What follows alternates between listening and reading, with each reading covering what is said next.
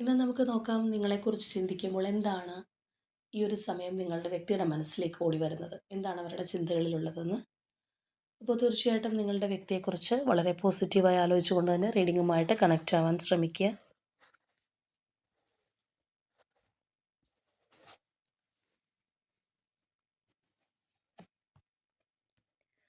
Partnership and alliances, harmony,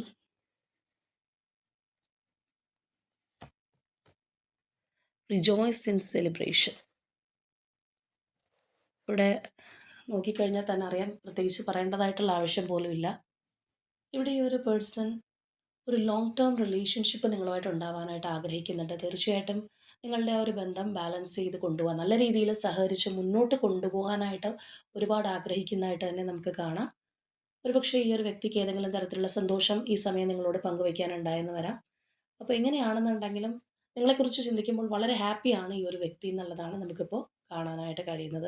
നിങ്ങളുമായിട്ട് communicate ചെയ്യാനൊക്കെ ഒരുപാട് ആഗ്രഹിച്ച് നിൽക്കുന്ന ഒരു മനസ്സായിട്ട് തന്നെ കാണാം. അപ്പോൾ തീർച്ചയായിട്ടും ഇത് നിങ്ങളിൽ ആരുടെയൊക്കെ പേഴ്സൺസിൻ്റെ എനർജി ആണെന്നുണ്ടെങ്കിലും നിങ്ങൾക്ക് അല്ലെങ്കിൽ നിങ്ങളുടെ റിലേഷൻഷിപ്പിന് ഒരുപാട് വാല്യൂ ഈ ഒരു സമയം കൊടുക്കുന്ന ഒരു വ്യക്തിയുടെ എനർജി കൂടിയാണ്.